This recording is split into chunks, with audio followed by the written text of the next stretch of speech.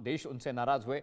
अब ट्रंप के बयान से अमेरिका को क्या नुकसान हुआ है? ये तो दुनिया को आपने नुकसान देख लिया, दुनिया भर के एलाइज को नुकसान देख लिया, लेकिन ट्रंप साहब को क्या नुकसान, अमेरिका को क्या ट्रंप साहब ने नुकसान किया अपने बड़बोलेपन से, अपने बयानों से, वो आपको बताने जा रहे हैं। लॉस नंबर 1, अमेरिका की ग्लोबल छवि खराब हुई। जो ग्लोबल छवि थी अमेरिका की, वो बर्बाद हो गई, वो खराब हो गई इनके बयानों की वजह से। लॉस नंबर 2 आपकी स्क्रीन पर आने जा रहा है। ट्रंप के बयान से अमेरिका को जो नुकसान हुआ है, यूरोपीय देशों से रिश्ते खराब हुए। आप यूरोपीय यूनियन के लिए, नाटो के लिए लगातार बयान दे रहे हैं, तो रिश्ते तो खराब होने ही थे। जी हां, लॉस नंबर 3 आपकी स्क्रीन पर आने जा रहा है, जो अमेरिका को उठाना पड़ा ट्रंप साहब के बयानों की वजह से। वर्ल्ड लीडर वाली इमेज को धक्का लगा है। जो वर्ल्ड लीडर वाली इमेज अमेरिका की थी, उसे धक्का लगा है, और इसके पीछे हाथ किसका है? डोनाल्ड ट्रंप साहब का और उनके बयानों का। लॉस नंबर 4 आपकी स्क्रीन पर, नाटो के साथ रिश्तों में तलखी आई है। नाटो के बारे में आप बयानबाजी कर रहे हैं, नाटो कागजी शेर है, नाटो बेकार है, नाटो किसी काम नहीं आता, तो रिश्ते तो खराब हो नहीं थे। जी हाँ, लॉस नंबर 5 आपकी स्क्रीन पर, इन्वेस्टर्स का जो भरोसा है वो भी अमेरिका को लेकर कमजोर हुआ है। बहुत सारी इंटरनेशनल फर्म अमेरिका में है, बहुत सारे इन्वेस्टर अमेरिकन शेयर मार्केट में पैसा लगाते हैं, इन्वेस्टमेंट करते हैं, अब उनका भरोसा डगमगा है। पता नहीं ट्रंप साहब क्या फैसला कब ले लें। लॉस नंबर 6, ट्रेड वॉर से अमेरिका को आर्थिक नुकसान पहुंचा है। जिस तरह से डोनाल्ड ट्रंप साहब ने बार बार टैरिफ को लेकर बयान दिया, टैरिफ बढ़ाए, उससे अमेरिकन इकोनॉमी को बहुत नुकसान हुआ, वहां के बिजनेस मैन को बहुत नुकसान हुआ, कारोबार को बहुत नुकसान हुआ। लॉस नंबर 7, अमेरिका में राजनीतिक बंटवारा हुआ, यानी अमेरिकन सीनेट में बहुत सारे लोग जो ट्रंप साहब की पार्टी के हैं, वो भी उनसे इत्तेफाक नहीं रखते, उनसे बिल्कुल अलग थलग सोचते हैं, और इस वजह से वहां की संसद में बंटवारा हो गया राजनीतिक विचारों के आधार पर। लॉस नंबर 8, यूएस कैपिटल दंगों जैसी घटना, यानी ट्रंप साहब की मनमानी, नो किंग्स जो रैली आपने देखी थी, वो भी इसी का एक मुजाहरा, एक एग्जाम्पल है कि ट्रंप साहब की जो कथनी करने में फर्क है,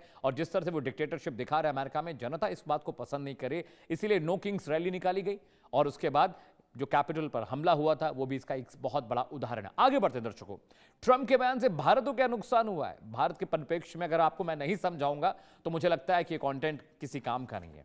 देखिए, नुकसान नंबर 1 क्या हुआ है? ट्रेड बैलेंस अगर भारत का किसी ने बिगाड़ा है तो ट्रंप साहब के बड़बोलेपन ने और उनके एक्शंस ने बिगाड़ा है, भारत को नुकसान हुआ है। नुकसान नंबर 2, ऑयल पॉलिसी को झटका लगा है। भारत की ऑयल पॉलिसी थी, यानी हम ईरान से तेल खरीदते थे, वहां पर दिक्कत हो गई, रशिया से सस्ता तेल खरीदते थे, वहां पर दिक्कत हो गई अमेरिका की वजह से। नुकसान नंबर 3 आपकी स्क्रीन पर आने जा रहा है दर्शकों, चाबहार प्रोजेक्ट का जो काम था वो धीमा हुआ सिर्फ अमेरिका की वजह से। भारत ने बहुत इन्वेस्टमेंट वहां पर कर रखा है, और वो इन्वेस्टमेंट भी नुकसान के दायरे में पहुंच चुका है, थैंक्स टू अमेरिका। नुकसान नंबर 4 आपकी स्क्रीन पर दर्शकों, H1B वीजा पर सख्ती हुई। ट्रंप साहब लगातार वीजा पॉलिसीज पर बयान देते रहे, फिर उसमें सख्ती की, उसमें तब्दीलियां की, भारत को बहुत नुकसान हुआ इसका। नुकसान नंबर 5 आपकी स्क्रीन पर आने जा रहा है दर्शकों, कश्मीर पर मध्यस्थता वाला बयान।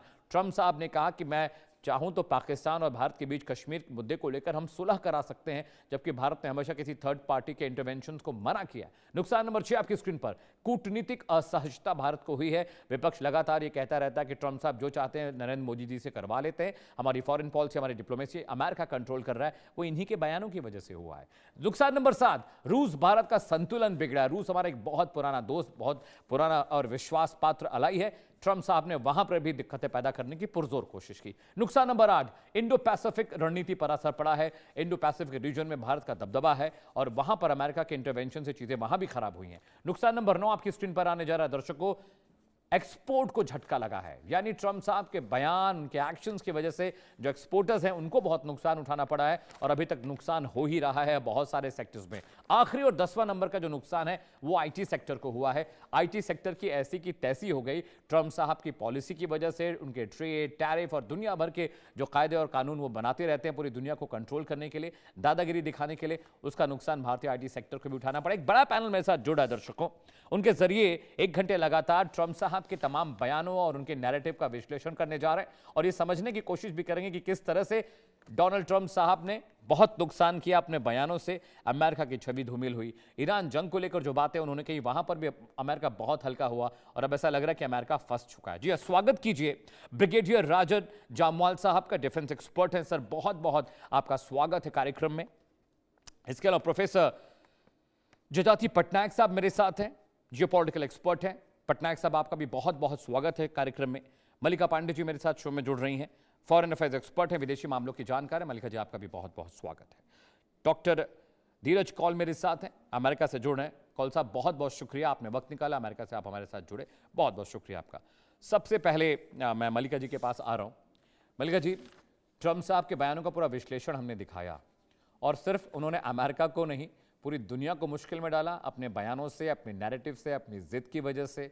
ईरान जंग हो, चाहे भारत को ट्रेड डेफिसिट, हमारे ट्रेड बायलैटरल्स में जो दिक्कतें आई हों, मिडिल ईस्ट पूरा हिला रखा है उन्होंने, अमेरिका को परेशान कर रखा है। नो किंग्स रैली उनके खिलाफ होती है, कैपिटल यूएस कैपिटल पर हमला हो जाता है, पब्लिक एकदम गुस्से में है कि भाई ये आदमी कर ही क्या रहा है।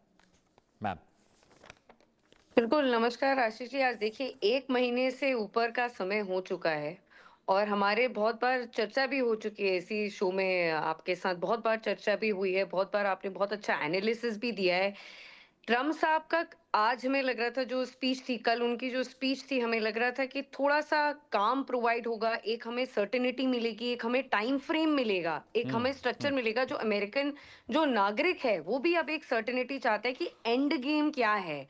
और एंड गेम की बजाय उन्होंने बड़ी मिक्स्ड मैसेजिंग दी है कि समझ में नहीं आया उनके बयान से कि वो एस्केलेट कर रहे हैं या डी एस्केलेट कर रहे हैं वॉर। जी मैम। क्योंकि अब उन्होंने टाइम फ्रेम फिर से बढ़ा दिया 2-3 हफ्तों का।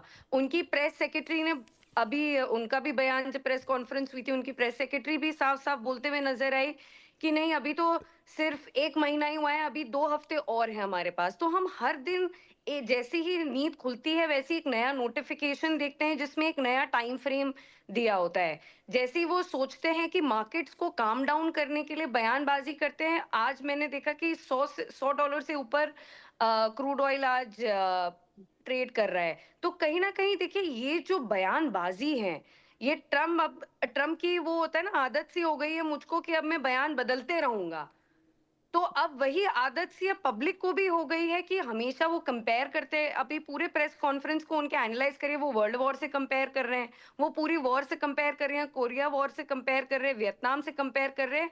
और इसमें जबकि पैरेलली उनका जो पूरा कैंपेन था, प्रेसिडेंशियल कैंपेन जो उनका था, वो इसी चीज़ पर था कि हम बिल्कुल बूट्स ऑन द ग्राउंड कहीं भी नहीं डालेंगे। हम अमेरिका को, अमेरिकन मिलिट्री को वॉर में नहीं भेजेंगे। उन्होंने पूरा प्रेसिडेंशियल कैंपेन अपना इस चीज पे जीता था कमला हैरिस के अगेंस्ट।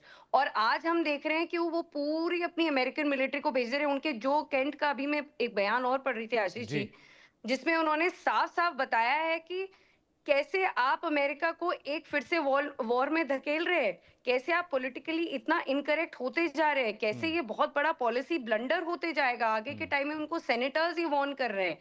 यूएस कांग्रेस से वो बार-बार पैसे मांगे जा रहे हैं, $200 बिलियन। अभी ये भी न्यूज़ आ रही है कि रिपब्लिकन्स हेल्थ केयर कट करने वाले हैं और इस हेल्थ केयर के कट का जो पैसा है वो फंड करेगी ईरान वॉर को। तो ये समझ में नहीं आ रहा है कि इतनी बड़ी हिपोक्रेसी आज के टाइम में आशीष जी, हम उस फेज में बैठ गए हैं जहां इंटरनेट ब्लैकआउट हो सकता है हमारा, क्योंकि सी केबल जो स्ट्रेट ऑफ हॉर्मूज से जाती हैं, अगर वो सी माइन या किसी भी बैलिस्टिक मिसाइल लगती है तो इंटरनेट शटडाउन हो जा सकता है आज के टाइम में। फ्यूल क्राइसिस ऑलरेडी हमारे हमारे ऊपर मंडरा रहा है।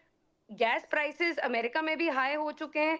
सब कुछ मतलब इतनी अनसर्टेनिटी और दिन प्रतिदिन बढ़ते जा रही है और हमें अभी भी टाइम फ्रेम नहीं मिल पा रहा है आशीष जी। ठीक है मल्लिका जी, मेरा नाम अमित है। खैर आगे बढ़ते हैं। डॉक्टर कौल, ट्रम्प साहब की दोस्ती भी बुरी है और उनकी दुश्मनी भी बुरी है।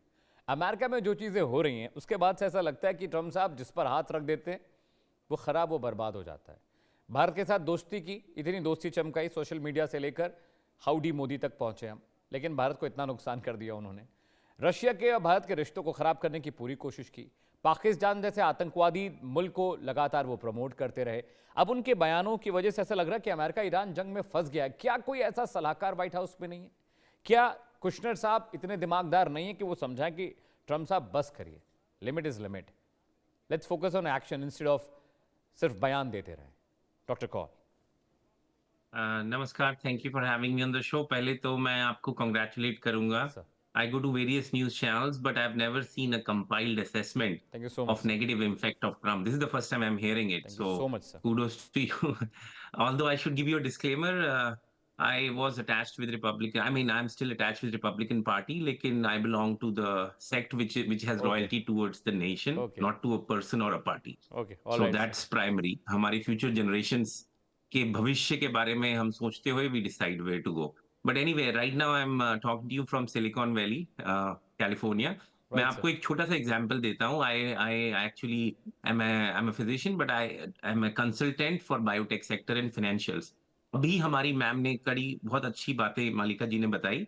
उनकी बात को ऐड करते हुए मैं बताता हूँ, हमारी मार्केट्स अभी फ्यूचर्स, क्योंकि अभी मार्केट खुलेगी न्यूयॉर्क में 8:30-9 बजे करीब। जी सर। अभी हमारे जो एस-एन-पी फ्यूचर हैं वो 1.5% ड्रॉप हो गए हैं आफ्टर द स्पीच। अगर आप नैस्डैक देखिए, नैस्डैक 102% और डाउ जोन्स 1.4%। मैं आपको ये आंकड़े क्यों दे रहा हूँ सबसे पहले, क्योंकि कुछ ऐसी चीजें हैं विच ट्रम्प केयर्स अबाउट। उसमें एक है वॉल स्ट्रीट, सेकंड है मिड टर्म इलेक्शन की रेटिंग। इस राइट सर। टाइम ट्रम्प की डिसअप्रूवल रेट 63% है as of yesterday's data. Right. और अगर आप स्विंग वोटर्स देखिए, मैं पहले पेंसिल्वेनिया में था, I did campaign for the party as well. तो स्विंग वोटर्स तो 3 महीने पहले ही जा चुके हैं।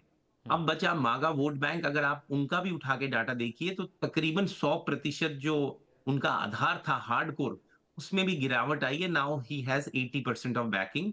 और तकरीबन किसी भी कांग्रेसमैन या सेनेटर, मैं कईयों को जानता हूं और हमारी बात होती रहती है, उनका भी ये मानना है, most of them Republican I am talking about are not very optimistic और very pro for boots on the ground. ये तो फैक्ट है। बॉडी बैग्स के लिए यहाँ पे कोई रेडी नहीं है। हमारी आंतरिक प्रॉब्लम्स बहुत बड़ी हैं। इन्फ्लेशन, मैं कैलिफोर्निया में जहां बैठा हूं, गैस की प्राइस तकरीबन $6 टच कर रही है। और अमेरिका में एवरेज $1 बढ़ चुकी है, $4 है प्रति गैलन। और डीजल 5.49 प्रति गैलन। तो कहीं ना कहीं महंगाई यहाँ पे बहुत बढ़ चुकी है। Job cuts, AI sector, health care, because I am involve with AI and health care, तो बहुत जॉब लॉसेस हो रही हैं। इसके अलावा फ्यूचर हमें दिख नहीं रहा, और ऐसी वॉर में हम इन्वॉल्व हो गए हैं जो डायरेक्टली 47 ईयर्स से तो चल रहा है। ऑब्वियसली न्यूक्लियर थ्रेट है इसराइल को, लेकिन हमारी इमीडिएट प्रायोरिटी ईरान शायद नहीं होना चाहिए था इस टाइम। और राइट सर। इसीलिए आप देख रहे हैं कि बहुत प्रोटेस्ट हो रहे हैं। और एप्स्टीन फाइल के बारे में तो दबा के भी वो खबर नहीं दब पा रही। तो all over the country there are big protest going on, और शायद इस संडे को आह्वान हो रहा है, शायद कुछ और प्रोटेस्ट बड़ी मात्रा में अभी आपको दिखेंगे। लेकिन ट्रंप के एडवाइजर्स की वो बात बिल्कुल नहीं सुनते, ये एक मिथ है। I think Trump only knows what he is gonna do next. Right और सर। वो एक सीजन्ड पॉलिटिशियन नहीं है, ये तो डे वन से हम इस पे बात कर रहे हैं। और वो बिजनेस के जैसे कंट्री को रन करते हैं, लेकिन बिजनेसमैन के जैसे कंट्री को रन करने के बहुत नुकसान भी हैं। बोलने से पहले सोचते नहीं है। और गुडविल अमेरिका की, जो आपने नेगेटिविटी इंडिया की तरफ गिनाई, वो बहुत इंपॉर्टेंट है। लेकिन ट्रंप का नुकसान यूएस की गुडविल को क्या हुआ, इसका भी किसी को एनालिसिस करना चाहिए। उसमें एक हमारी गुडविल जा रही है, और अभी रिसेंटली आपने सुन ही लिया, उनका ये कहना है कि नेटो भी शायद हम भंग कर देंगे। हाँ सर, तो मैंने कहीं ना मैंने कहीं बताया पीपल कि आर अमेरिका गेटिंग को कितना नुकसान डिसएन्चेंटेड। हुआ है। ग्लोबल लीडर के तौर पर अमेरिका की छवि बहुत करेक्ट। खराब हुई है। जी। जी हाँ, यही पॉइंट है। इस छवि को बनाने में, अमित जी, आपको पता है, सेकेंड वर्ल्ड वॉर के बाद, इवन फर्स्ट वर्ल्ड वॉर के बाद कई दशकों लगे हैं, कई प्रेसिडेंट्स की एफर्ट लगी है, डिप्लोमेट्स की एफर्ट लगी है। तो छवि को तोड़ना बहुत आसान होता है, लेकिन बिल्ड करने में बहुत पैसे लगते हैं। आप राइट मतलब सर। जितना भी बुराई करिए, अमेरिका ने बहुत वेलफेयर के काम भी दुनिया भर में किए, और बहुत ही अच्छे लोग यहाँ पे आपको मिलेंगे जो कि बिल्कुल ही अगेंस्ट थे गाजा वॉर के, जो बिल्कुल अगेंस्ट है bombing the girls in Iran. और अभी 3 हॉस्पिटल, मेरे कुछ मित्र हैं जो कि कंसल्ट करते हैं ईरान में, फिजिशियंस हैं, और मेरी कल रात को ही उनसे बात हो रही थी। इस टाइम डायलिसिस की बहुत कमी ईरान के अंदर आ रही है। देखिए, ईरान में एक कर्टन है, आयरन कर्टन, वहां से न्यूज बाहर नहीं आती। लेकिन कीमोथेरेपी के मेडिकेशन, अगर आप उनके प्रेसिडेंट का लेटर देख लीजिए, कीमोथेरेपी की मेडिकेशन, डायलिसिस का एक्सेस, इंफेक्शियस डिजीज की खेप। एक प्लेन था, आप जानते हैं, भारत से उसको रसद उठानी थी, उसको भी उड़ा दिया गया। तो कहीं ना कहीं वहां पे मेडिकल इमरजेंसी जैसी सिचुएशंस क्रिएट हो रही हैं। मैं ईरान की रिजीम का सपोर्ट बिल्कुल नहीं करता, I I want to say that openly. लेकिन हर चीज का एक तरीका होता है, उनके खुद ही के लोगों को उठना पड़ेगा। दूसरे देश के लोग ऑल राइट सपोर्ट सर। कर सकते हैं, लेकिन जो इनोसेंट लोग मर रहे हैं, आई थिंक पोप ने भी ये बात बोल दी कि अगर आपके खून इनोसेंट हाथों से रंगे हैं, तो भगवान भी आपकी प्रेयर्स को नहीं सुनेगा। शायद आपने ये पोप की भी स्टेटमेंट सुनी होगी। तो एंजेलिकल जो यहाँ पे मागा वोट बैंक के हैं, उनपे भी इस बात ने रेजोनेट किया है। तो मैं आपको एक लास्ट पॉइंट ये बताता हूं कि वॉल स्ट्रीट, हमारी जो एपिटाइट है इस शॉक को एब्जॉर्ब करने की, वो 4 हफ्ते है, 3 से 4 हफ्ते। उसके राइट सर। बाद हम स्टैगफ्लेशन और रिसेशन में घुस जाएंगे, राइट जो सर। बहुत बड़ी प्रॉब्लम ग्लोबली क्रिएट करेगा। Nobody is ready for it, and I pray and hope we don't get there. Every day I spend 6 all hours right on sir. the Wall Street analysis, so I can tell you with quotes and numbers. All right sir, please stay with me. Brigadier साहब, मैं आपके पास आ रहा हूँ। Trump साहब कहते हैं जंग खत्म हो गई है, और 2 ही घंटे बाद बयान आता है कि और बहुत बड़ा हमला करने वाले हैं, दोबारा मारेंगे। अभी तो सबसे बड़ा हमला हमने किया नहीं है, अभी मिसाइलों की बड़ी खेप आ रही है, हम अब एम्फीबियन एयरक्राफ्ट करियर वहाँ पर भेज रहे हैं, हम बूट्स ऑन ग्राउंड की प्लानिंग कर रहे हैं। बहुत कंफ्यूज है ये नेता ब्रिगेडियर साहब।